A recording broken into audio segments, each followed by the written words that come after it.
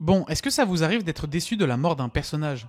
Non pas car elle est mauvaise, mais seulement car vous en voulez plus. J'imagine que pour beaucoup d'entre vous, c'est le cas. Pour ma part, ça m'arrive assez souvent, mais il y a un personnage qui rend cette sensation toute particulière. Car malgré sa mort, son influence se fait encore sentir dans son manga.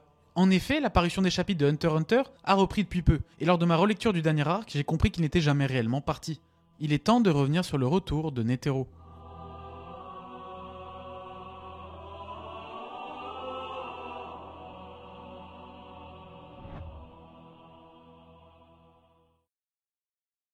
Hunter x Hunter fait partie de cette catégorie d'œuvres qui plus le temps passe et plus j'en ai de bons souvenirs, et une encore meilleure impression.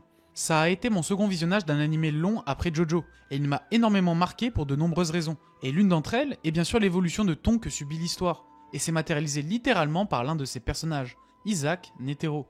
Introduit dès l'arc examen, il semble lors de notre premier visionnage être la figure de mentor classique que l'on retrouve dans les shonen neketsu. Seulement, c'est sans compter sur l'écriture de Togashi et l'univers de Hunter x Hunter dans lequel tout est gris et nuancé, en passant des antagonistes à nos protagonistes. Alors, Netero ne déroge pas à la règle, et ses courts passages dans les différentes épreuves vont commencer à induire en nous sa complexité. Il a l'air au premier abord bon, excentrique et soucieux des autres, allant jusqu'à proposer à nos héros de devenir des hunters s'ils réussissent à le toucher dans un jeu.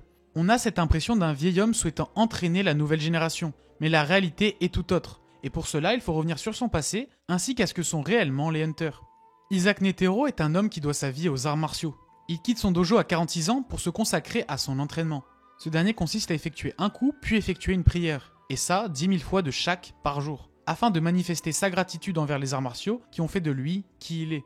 Au départ, il va prendre toute la journée, et tomber d'épuisement. Puis après quelques années, en répétant ses efforts et sans changer de routine, il va réussir à l'effectuer en seulement 1 heure. En retournant dans son dojo, il choque tout le monde. Il va ensuite fonder le sien, puis plus tard devenir le chef de l'association des Hunters que l'on connaît aujourd'hui. Comme vous l'avez compris, on en sait très peu sur son passé, mais ce qui est intéressant dans celui-ci, ce n'est pas la forme, mais le fond. Netero, comme je viens de le dire, doit sa vie aux arts martiaux, et ça, littéralement. Son statut social et son importance découlent de sa rigueur liée à l'amour qu'il porte au combat. Isaac est obnubilé par ces derniers, et ne juge la valeur des autres que par leur force mentale et physique. Il respecte les plus dévoués et dédaigne les faibles. Toute cette mentalité est représentée dans la société Hunter qu'il dirige. Ce n'est pas une organisation héroïque, car en effet, ils ne répondent quasiment à aucune règle qui les restreint, hormis celle de ne pas attaquer les leurs. Ils sont libres d'agir comme bon leur semble, tant qu'ils poursuivent un but. Cette vision autocentrée est illustrée aussi par le réseau de connaissances qu'ils partagent entre eux, et non au monde. Mais surtout par l'examen des Hunters qu'il organise. Les épreuves sont dangereuses, violentes, et permettent avant tout de prouver la force des participants. Et ça en dépit de nombreuses morts qu'ils tolèrent. Rien que la manière dont il organise le tournoi est complètement injuste. Les participants les plus faibles, comme les Oryo, ont moins de chances que les autres et donc doivent plus s'illustrer. Sans oublier le fait que cette finale était aussi et surtout, comme le montre Gon, une épreuve de dévotion à la volonté d'être Hunter, et ce qui explique en partie l'intérêt que va lui porter Netero. Pour vous montrer que l'influence du chef sur l'examen est réelle, il suffit de développer le récent passage de Cheadle, qui va complètement modifier les règles barbares pour quelque chose de plus réfléchi, avec notamment des tests de capacité intellectuelle, démontrant le changement de mentalité de l'organisation, et que les règles ne sont pas fixes, pour définir réellement un Hunter. Alors la direction de Netero était bien plus violente et surtout plus laxiste, car elle possède une grande part d'obscurité liée à son égocentrisme. Son seul souhait est de battre des hommes puissants. Il se fiche donc de tout et cherche seulement une manière de combler son ennui. Il va jusqu'à choisir Pariston, mon chouchou, en tant que vice-président, qui en profitera pour pervertir l'organisation à son propre compte. Netero va le laisser agir, tout simplement pour se divertir, et après sa disparition, les autres devront subir les conséquences de ses actes. Seulement, lui n'en avait que faire, car son idéal se situe là où les forts subsistent et les faibles disparaissent. La question qu'on peut se poser au final, c'est est-ce que Netero est la matérialisation du système des Hunters, ou les Hunters sont-ils la représentation de la vision de Netero de la force? Mais bon, dans tous les cas, c'est le serpent qui se mord la queue. Bref, retournons à notre première impression de Isaac. Maintenant, avec tout ça, vous compreniez mieux là où je veux en venir avec ce jeu. En réalité, il n'est pas un mentor, il représente seulement l'illusion de ce rôle. Cette partie était seulement dans son intérêt, pour s'amuser à gagner face à des futurs grands potentiels adversaires. D'une certaine façon, on peut faire un parallèle entre lui et Hisoka. Gon en est la synthèse, car tous deux vont voir en lui un potentiel d'une manière assez rapprochée, et souhaitent le voir grandir. Il est en recherche de cette expérience depuis des décennies, et a même mené une expédition sur le Dark Continent qui ne l'a pas satisfait dans sa quête. Cet échec a créé un vide en lui, qu'il cherche à satisfaire, car il semble, avant l'arc Chimera Ant, qu'il ne rencontrera plus d'adversaires à sa hauteur. Mais cet ennui est interrompu par l'apparition de Meruem, qui va devenir la matérialisation de ce qu'attendait Netero jusqu'à présent. Cette excitation va le pousser à être en première ligne dans le conflit face au roi et ses gardes. Son apparition dans les cieux en témoigne parfaitement. 降り注ぐ無数の竜よりも危険なのはあの人間。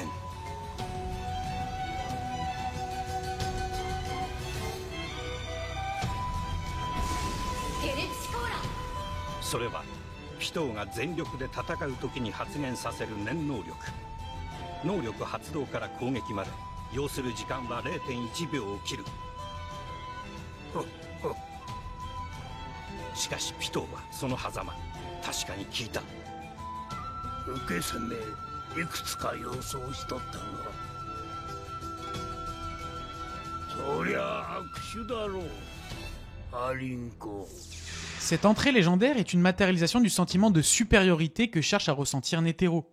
Placé au-dessus de son adversaire, inévitable, comme la pluie qui s'abat sur le château, et surtout avec un coup d'avance. Togashi a fait ce choix pour le nuancer, avec cette arrogance, et bien sûr, surtout, pour l'iconiser. Justement, il n'apprécie pas seulement les arts martiaux et les puissants adversaires, mais aussi l'humanité en tant qu'espèce, comme le montre ce dialogue. Netero a vécu plus de 100 ans, et a pu voir l'humanité sous toutes ses formes, des plus belles aux plus horribles. Mais Isaac respecte une chose particulière dans l'humain, qu'il représente lui aussi avec son entraînement. La persévérance malgré tout, et ça pour ses propres intérêts. L'humain avance toujours pour survivre, mais pas que. Nous sommes des vainqueurs, et il en est un lui aussi. Il a besoin de se sentir vaincre ses adversaires, comme lors du combat face à Gon et Killua. Cet orgueil qu'on pourrait même nommer comme complexe de supériorité est présent en lui, et Togashi l'a poussé aux extrêmes. Il est donc hautain, et la société qu'il incarne, les Hunters, personnifie ce sentiment, en étant une caste supérieure. Cependant, il faut ajouter une couche de complexité au personnage de Netero. Je vous l'ai présenté comme étant omnubilé par la force mentale et physique des autres, mais ce n'est pas tout. Isaac est surtout passionné par ceux qui se dévouent corps et âme pour une cause, comme il l'a fait lors de son entraînement. Cela est surtout démontré lorsqu'il aperçoit Meruem aux côtés de Komugi. 敵の動きをただ立ち止まって見守るという愚教。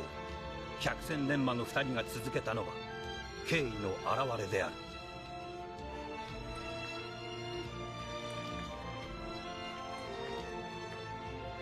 一個の生命に対する慈愛あふれる振る舞い。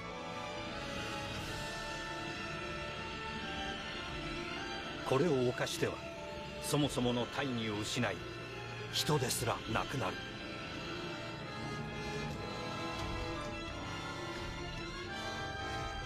話が随分違うじゃねえかよ。ゼノがそう問い詰めるのも無理はない。同様の思いはNeteroにもあった。Cette preuve de respect démontre qu'il se passionne particulièrement pour les individus se dévouant dans une action. Celle-ci témoignant d'un sentiment purement humain, la passion de faire tout pour aider autrui. Malgré le fait qu'il cache sa bonté comme lors du combat entre Hanzo et Gon au début, où il était prêt à le laisser mourir tout simplement pour conforter ses valeurs, il reconnaît les sentiments des autres quand il s'y alloue entièrement. De plus, s'il osait interrompre cette action, il sera à l'opposé de la raison de sa venue, sauver l'humanité. En arrêtant Meruem pendant cette générosité caractérisant l'humain, il se desservirait lui-même. Cet acte de compassion a brouillé les idéaux des deux vétérans, car ils commencent à comprendre que les rôles s'inversent. Lorsque le sauvetage de Komugi est assuré, avec l'aide de Pitou, le roi propose de son plein gré de s'éloigner pour leur combat. Ils acceptent bien entendu car ils souhaitent le séparer de ses gardes. Mais Meruem en est conscient et accepte de s'y plier. C'est là que Zeno va les quitter, car Netero veut combattre seul. Mais c'était sans compter qu'entre le début de l'arc et cette nuit, son adversaire a changé et s'est remis en question. Meruem refuse catégoriquement de se battre, car il ne souhaite tout simplement plus détruire l'humanité, et cherche à transformer la société pour éviter les inégalités. Et pour ce faire, il va devoir utiliser la terreur pour créer l'ordre et un monde égalitaire. Alors qu'il représente une vision idéaliste de l'égalitarisme, face à lui, Netero symbolise quant à lui la méritocratie. Son travail et sa détermination lui ont permis de gravir les échelons. Certes, il a réussi grâce au système, mais il est aussi l'illustration des échecs de ce dernier, car il s'est efforcé à tout faire, et cela au-dessus du sens commun, pour un intérêt personnel et aux dépens des autres, comme on l'a vu avec sa société Hunter. Netero est alors quasiment l'antagoniste dans cette séquence, aveuglé par une vision qui déconsidère l'égalité pour mettre les acharnés, les vainqueurs, au-dessus. Sans parler du fait que pour lui, l'humain ne peut se soumettre à une autre race, malgré le fait qu'elle soit pacifique. Il essaye de forcer la confrontation, mais Meruem va toucher son ego en se fichant de la détermination de Netero, qui vaut tout pour lui comme on l'a vu. Alors il va chercher une manière de le pousser à l'affronter. Oh yo! 自分の名を知りたくはないか。なぜ貴様が世の名前を知っている？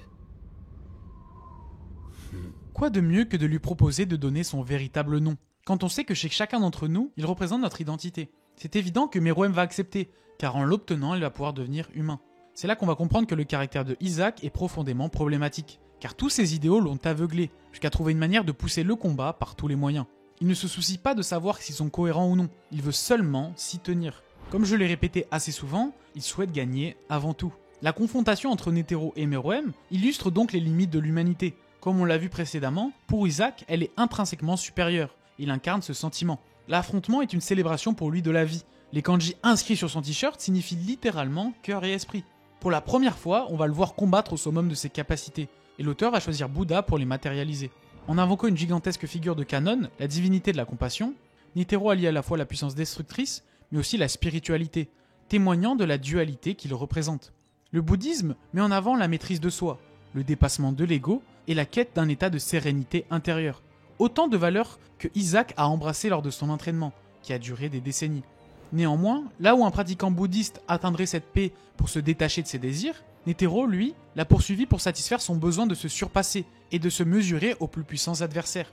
Son combat contre Meruem devient alors une quête d'illumination paradoxale, où il tente d'élever son existence, non pas pour atteindre l'éveil spirituel, mais pour trouver enfin un opposant digne de son parcours. Cette ambivalence, d'un homme de foi dont cette dernière s'enracine dans la violence et la compétition, est super pertinente. Il incarne littéralement une version pervertie de l'idéalisme bouddhiste. Un être prêt à dévouer corps et âme à sa quête, non pas pour échapper au cycle de la souffrance, mais pour en faire partie intégrante, trouvant dans l'affrontement une voie vers sa propre vérité. Ce n'est donc pas pour rien que Netero, avant de mourir, déclare littéralement qu'ils se retrouveront en enfer, s'il existe. Car sa vision de l'humain qu'il célèbre est le mal. Ils sont tous les deux auteurs de crimes pour la passion qu'ils transmettent. Lui est reconnaissant de ce combat, qu'il attendait depuis des années. Après tout, il a tout fait pour l'effectuer. Alors, aux limites de ses capacités, il va réussir à effrayer le roi. 人間をなめるなよ、メルエム。メルエム、それがお主の名だ。ネテロが王の名を告げた時、王はその響きに浸る間もなく白旗を上げたはずの老人を見ていた。なんだこいつは。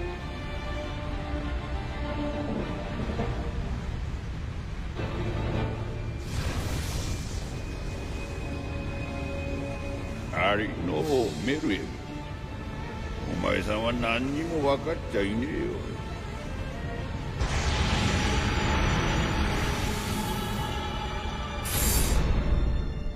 人間の底すらない進化を。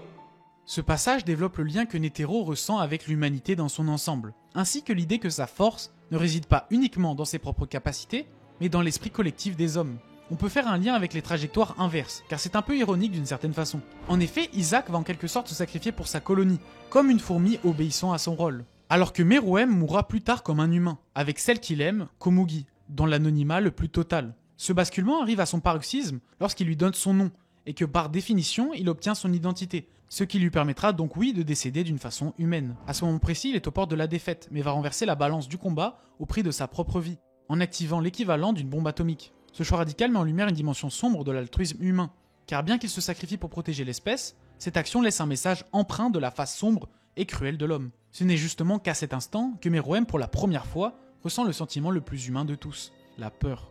Il découvre ainsi une facette de l'humanité qu'il n'avait jusqu'ici jamais expérimentée, un mélange d'effroi et de désespoir, face à une menace irrationnelle et inexorable. La bombe, créée pour anéantir ses ennemis, est littéralement la démonstration des pires maux de l'humanité, et se retourne ironiquement pour la sauver. C'est donc logique que Togashi choisit délibérément de l'activer par l'arrêt du cœur de Netero, une décision symbolique qui fait écho à l'autodestruction humaine. La fin de Meruem révèle à quel point son rapprochement avec les humains l'a contaminé, et ça au sens propre, comme au figuré. Il n'est pas tué directement par l'explosion, mais par l'empoisonnement lent et fatal qui en découle. Une contamination progressive qui montre comment son contact avec l'humanité a finalement causé sa perte. C'est là une illustration puissante de la façon dont les idéaux humains, y compris leurs pires créations, peuvent corrompre et détruire même une créature qui se pensait supérieure. Ce contraste entre les deux s'appuie sur des thèmes profonds.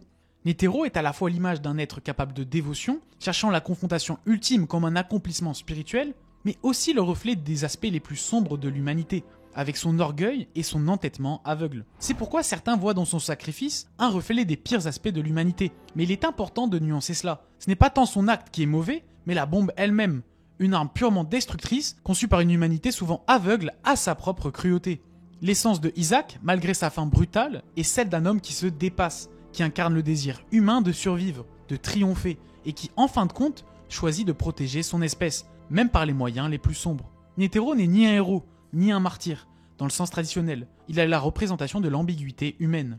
Alors, il est temps de revenir à notre point de départ. Je vous l'ai dit, Isaac Netero présente en quelque sorte l'histoire de Hunter x Hunter. Il personnifie la tournure que prend la série, en dévoilant de la même manière que Gon, une partie de lui plus sombre et complexe, passant d'un vieil homme gentil au symbole même du pire de l'humanité. Mais alors comment après sa mort peut-il avoir de l'impact? Tout simplement car il symbolise la société Hunter dans son ensemble, et sa disparition va susciter un raz-de-marée dans l'organisation, avec, comme j'en ai parlé plus tôt, l'intronisation de Shiddle en tant que chef. Le récit était jusqu'à l'arc Kimmer End basé sur un power scaling assez linéaire et simple, dans le sens où nos héros progressaient d'ennemis de plus en plus puissants, ce qui symbolisait la vision de Netero de la vraie force. L'arc du Black Whale se trouve aux antipodes de cela. Ce n'est plus cette manière de voir les choses qui est illustrée, mais une façon plus réfléchie de voir la force. C'est donc tout logique que sa mort, et comme son passage dans tout le manga, dévoile une autre facette de l'histoire de Togashi, beaucoup plus technique dans ses capacités et dialogues, mais surtout emplie de mystères qui sont matérialisés par un seul homme, le fils de Netero, Beyond. On retombe toujours sur nos pas, et Netero symbolise une nouvelle fois ce qu'est Hunter x Hunter, et maintenant par son fils. Beyond est empli de mystères, et j'imagine que vous avez des suppositions et attentes le concernant, et n'hésitez pas à me les donner en commentaire. Il représente cet arc comme Isaac représentait les précédents.